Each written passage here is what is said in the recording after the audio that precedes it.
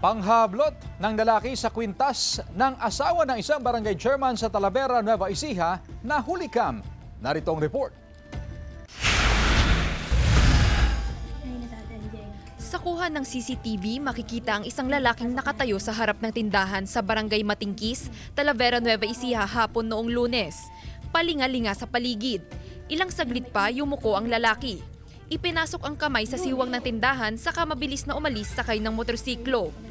Hinablot pala ng lalaki ang kwintas na nakasabit sa leeg ng may-ari ng tindahan na si Marcy Margate, asawa ng barangay chairman ng Matingkis. Inakala raw ng ginang na may bibilihin ang lalaki.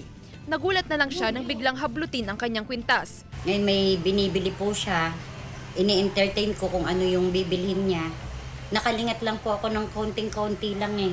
Biglang hinablot po yung kwintas ko na tumalab pa yung kuko niya na medyo napaliyad pa ako. Nagkakahalaga ng mahigit 30,000 pesos ang kwintas. Matinding takot daw ang dulot ng insidente kay Ginang Marcy.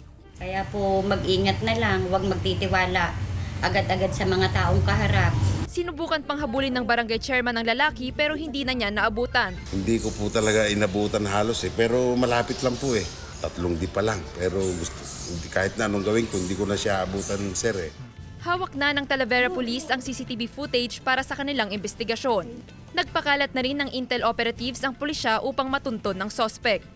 Sa pamamagitan ng social media, nanawagan ng pamilya Margate sa mga may-ari ng pawn shop na huwag tanggapin ang alahas sakaling may magsanla o magbenta nito.